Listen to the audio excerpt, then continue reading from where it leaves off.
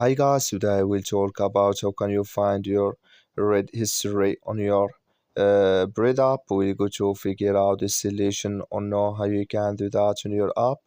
So you just follow these ways and it's going to work with you. All you have to do in first you just go here.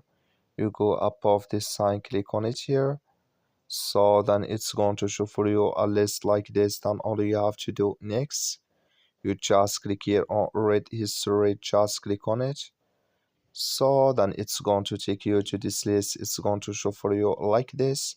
Then here in this list you will find all read history you have.